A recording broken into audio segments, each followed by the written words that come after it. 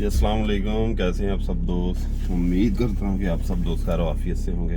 अच्छा जी, सुबह सुबह का वक्त है, तकरीबन 7:30 के करीब। अभी काम के लिए निकला हूँ घर से।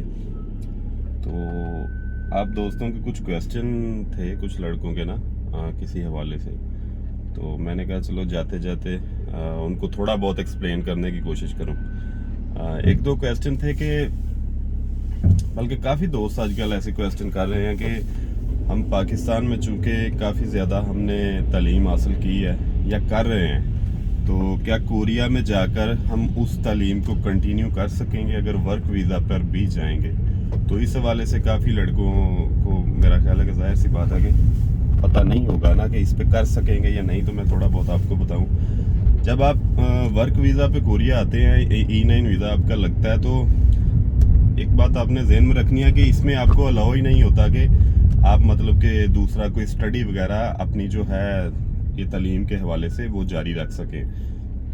हाँ, लेकिन आप कोरियन लैंग्वेज वगैरह सीख सकते हैं, उसमें कोई ममानियत नहीं है, वो आप कंटिन्यू कर सकते हैं, कोरियन लैंग्वेज सीख सकते हैं। लेकिन अगर फ़र्ज़ करें कि आपने वो जो आपके सेमेस्टर हैं वो रहते हैं, वो आपने जो तालीम आपकी बाकी है वो हासिल करनी है, तो अगर वो आप ऑनलाइन करना चाहते हैं तो उसमें कोई चक्कर नहीं, वो टाइम आपको खुद मैनेज करना पड़ेगा।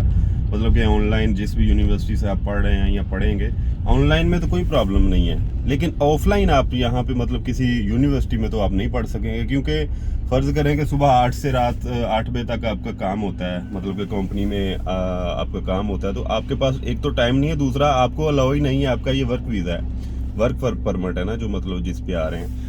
तो अगर आपने स्टडी मतलब अपनी मुकम्मल करनी है या अपनी स्टडी कंटिन्यू करना चाहते हैं कोरिया में आके, तो फिर आप स्टडी वीज़ा पे आएँ। वो आप इनकी ऑनलाइन वेबसाइट्स पे जाएं, वहाँ पे जो इनकी यूनिवर्सिटीज़ हैं, मतलब स्टडी के हवाले से उनकी फीसिस हैं, उसके हवाले से सारा प्रोसेस मुकम्मल करें और उस थ्रू पे आएँ, तो मतलब कि आप स्टडी जो है अपनी कंटिन्यू रख सकेंगे। ये जो वर्क वीज़ा है, इसमें स्टडी का ऑप्शन नहीं है, इसमें सिर्फ ये है कि कोरियन लैंग्वेज वगैरह आप सीख सकते हैं, उसका कोई इशू नहीं है। तो बाकी अल्लाह करे कि आपके जो भी गोल हैं उनको आप अचीव करें, लेकिन राइट वे में जाएं, कि जो मतलब क्या कहते हैं कि आपका राइट वे है, जो मतलब कि ग्राउंड रियलिटी है, उसको देख सोच कर समझ कर फैसला करें। आप काफ़ी ज़्यादा तालीम याफ्ता हैं तो फिर कोशिश करें किसी और कंट्री में अगर आपको कोई ऑफिस जॉब वगैरह मैसर आती है तो उसमें ट्राई करें।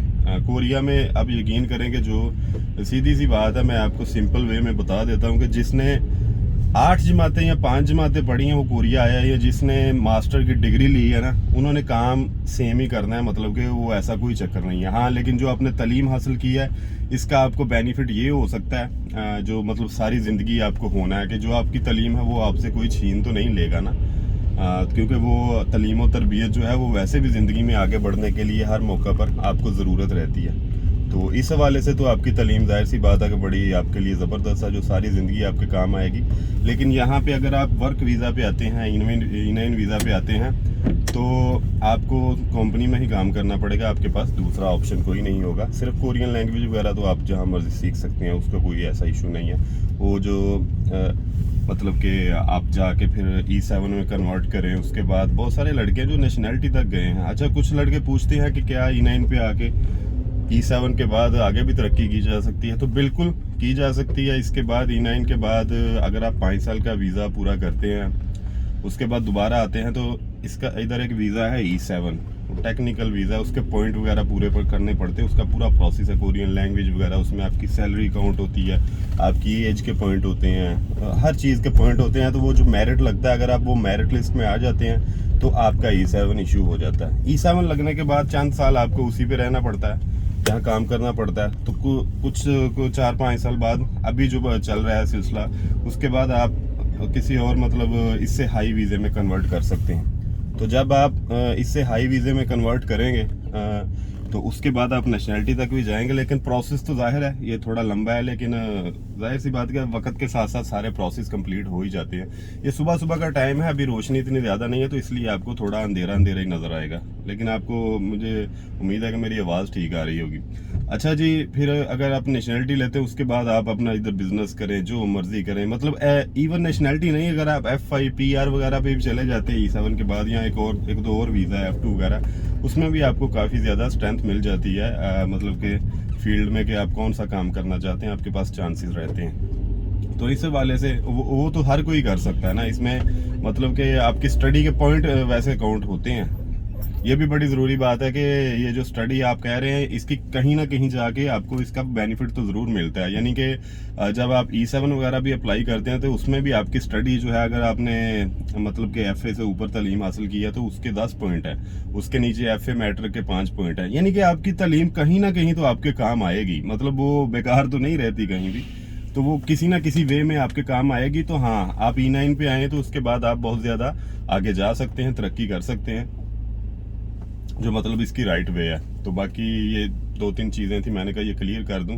बाकी ये है कि कोरिया में सैलरी माशाल्लाह सारे लड़कों की बड़ी अच्छी हैं। जो नए लड़के आ रहे हैं, जिस इलाके में आ रहे हैं, अभी काफ़ी ज़्यादा फ्लाइट्स आ रही हैं वीक बाई वीक, तो आप कोशिश करें, अगर आपको कोई फूड के मसाइल हैं तो वो जिस ग्रुप में आप मतलब जिस कोरियन लैंग्वेज के हवाले से कोई ग्रुप भी बने सोशल मीडिया पे, उसमें भी अपना शेयर करें, लोकेशन शेयर किया करें कि यहाँ को पाकिस्तानी है। अदरवाइज़ मुझे भी अगर आप फेसबुक पे कांटेक्ट करना चाहें या मतलब रब्ता करना चाहें, यूट्यूब पे भी कमेंट करें, तो मैं इंशाल्लाह ताला कोई फूड का इनको इशू हो नए आने वाले लड़कों के लिए, ताकि ऐसा होता है कि हर सिटी में कहीं ना कहीं कोई ना कोई दोस्त तो होता है। तो अगर आप उस सिटी में आते हैं तो वो फूड वाले से तो रब्ता किसी ना किसी तरह हो ही जाता है आराम से, ऐसा कोई इशू नहीं है। सबसे पहले तो अगर आप पहले ही पाकिस्तानी उस कंपनी में मौजूद है तो वेल एंड गुड है, लेकिन अगर नहीं है तो आप रब्ता ज़रूर किया करें, ताकि कोई ना कोई उसका हल निकल सके ना। ये कोई इतना बड़ा इशू नहीं है, लेकिन खाने पीने के हवाले से जाहिर सी बात है कि फूड एक बहुत मतलब कि इशू है कि आपको पहले आते सार ही वो आपको अवेलेबल हो, तभी तो आपकी टेंशनें सारी ख़त्म हो जाती हैं। तो बाकी आप रब्ता किया करें ताकि उस इलाके में कोई दोस्त हो, कोई फूड वाला हो, वो आप तक पहुंचाया जाए, ताकि आपका ये फूड का मसला हल हो सके। तो बाकी भी काफ़ी दोस्त इस सिलसिले में नए आने वाले लड़कों की हेल्प कर रहे हैं। हमने भी अपने तौर पे जो हमसे हो सकता है कोशिश कर रहे हैं कि इसमें अपना थोड़ा बहुत हिस्सा डालते रहें, और इंशाल्लाह ताला ये डालते रहेंगे, अल्लाह खैर करे जैसे जैसे टाइम गुजरेगा। तो बाकी नए आने वाले लड़के कुछ कुरानंदाजी के हवाले से भी पूछते हैं कि कुरानंदाजी 2023 में, तो मैं इस पे ऑलरेडी वीडियोस बना चुका हूँ, लेकिन जब बार बार क्वेश्चन होता है तो फिर इसको जाहिर सी बात है कि बता देना चाहिए, ऐसी कोई बुरी बात भी नहीं है। ये फरवरी मार्च में इंशाल्लाह ताला उम्मीद है कुरानंदाजी होने की। तो जैसे ही नेक्स्ट ईयर आएगा इसके बारे में आहिस्ता आहिस्ता जो है खबरें भी बाहर आना शुरू हो जाएंगी। तो जैसे जैसे खबरें बाहर आएंगी तो हम भी आपके साथ शेयर इंशाल्लाह ताला मैं खुद भी कर दिया करूँगा।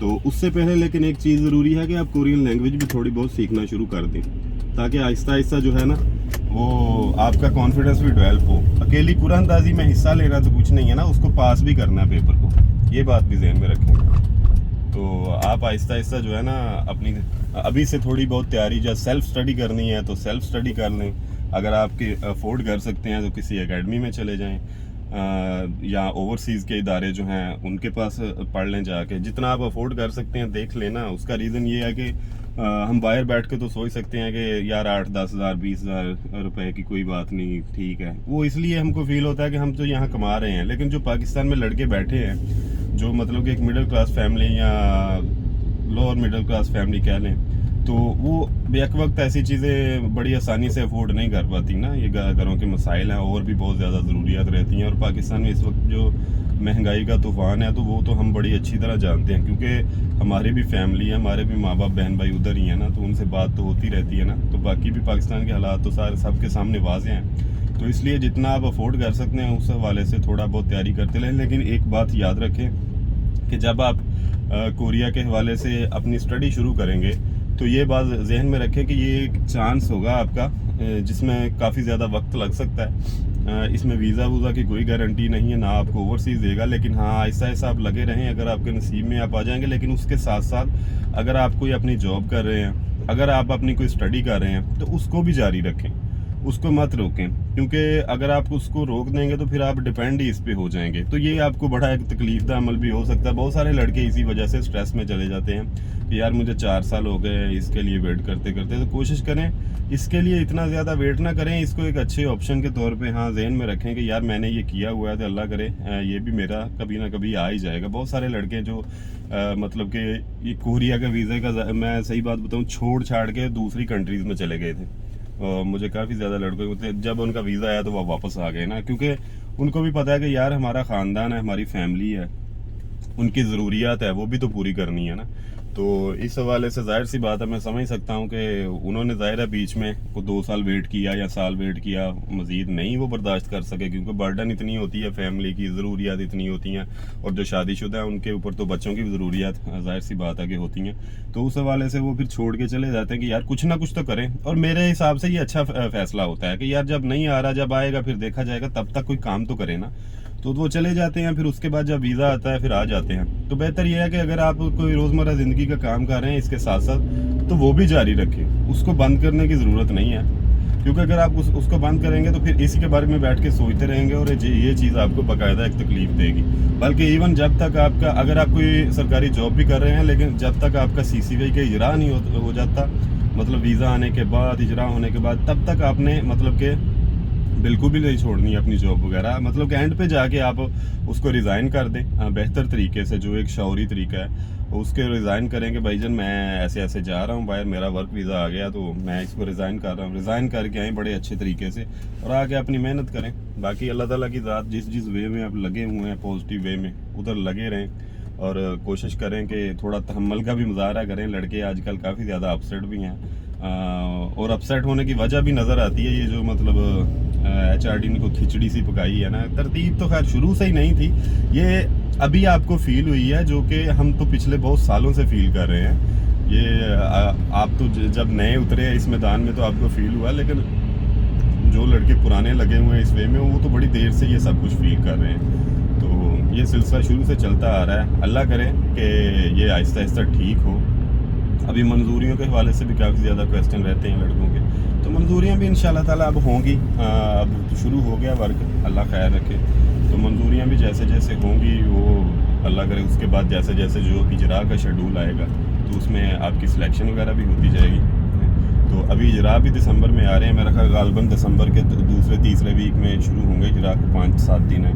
तो अल्लाह करे कि जो जो लड़कों की मंजूरियाँ हो चुकी हैं वो लड़के जो हैं उनका कॉन्ट्रैक्ट आ जाए। और उसके बाद अभी कोरिया में जो साइड एरियाज हैं ना इनके, उधर में नए फैक्ट्री एरियाज जो है ना ये बना रहे हैं या बन रहे हैं, तो ज़्यादातर लड़के उधर ही आ रहे हैं। उधर इतनी ज़्यादा आबादी, बहुत ज़्यादा इलाकों में आबादी भी कम है, और वहाँ ही फिर आके लड़के सोचते हैं कि यार इधर कोई फार्नर नहीं है, लेकिन फार्नर होते हैं। पाकिस्तानी उधर कम हो सकते हैं, लेकिन बाकी कंट्रीज़ के फार्नर ऑलरेडी काफ़ी ज़्यादा मौजूद होते हैं।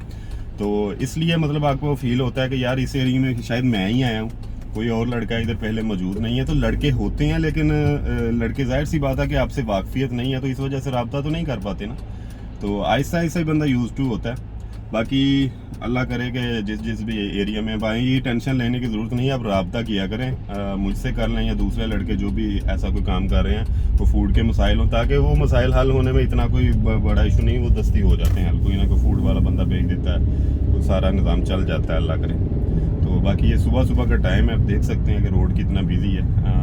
ये मुझे घर से लेकर इधर जो मेरी कंपनी तक का सफ़र है ये तकरीबन 4 से 5 किलोमीटर बनता है। तो लेकिन वैसे जो ये अगर रोड बिजी ना हो तो यकीन करें कि ये 7 से 8 मिनट के अंदर अंदर मैं कंपनी पहुंच जाता हूं। लेकिन जब रोड वर्किंग डे में जाहिर सी बात है कि रोड बिजी रहता है, वो इतना फ्री तो हो ही नहीं सकता ना, क्योंकि ये कंपनी एरिया ही है ना जहाँ मैं जा रहा हूँ। तो आम रूटीन में यहाँ पे 15 से 20 से 25 मिनट भी लग जाते हैं। ये अभी मैं शामिल हो चुका हूँ अपने कंपनी एरिया में, यानी कि दाखिल हो चुका हूँ। तो अभी पार्किंग की तरफ जा रहा हूँ, तो तब तक मैं मोबाइल को भी इतना ज़्यादा टच नहीं कर सकता, मैंने स्टैंड बाई पे भी लगाया हुआ है। तो तब तक तो आपसे थोड़ी बहुत बात जारी रहेगी। जैसे मैं उधर पार्किंग में अराइव करूँगा फिर चलो मैं क्या वीडियो स्टॉप करता हूँ। सुबह सुबह आजकल बारिश हो के मतलब सर्दी है, तो मौसम जो है वो अबरआलूद सही हुआ पड़ा है, कुछ साफ नहीं है। कल भी ऐसा ही मतलब अंधेरा ऐसा ही छाया रहा है सारा दिन। तो ये भी देखें, ये नया ही एरिया बना है ना कंपनी एरिया जो सारा है। यहाँ भी फॉरेनर जो है अभी आना शुरू हुए हैं काफ़ी ज़्यादा, मतलब आहिस्ता आहिस्ता आहिस्ता आहिस्ता काफ़ी ज़्यादा बढ़ रहे हैं। पहले इतने ज़्यादा नहीं थे, अभी आहिस्ता आहिस्ता काफ़ी ज़्यादा फॉरेनर बढ़ रहे हैं कोरिया में। तो मैं आगे जाके वैसे शुरू कर रहा हूँ, जो जो भी नए लड़के आएंगे अगर उनसे मुलाकात होती है तो उनके साथ वैसे ही एक सिंपल गपशप, कोई मतलब शुगल मेला के तौर पे बैठ के, एक तो उसमें कुछ संजीदा क्वेश्चन भी होंगे फ्यूचर को लेकर जो नए लड़के आएंगे।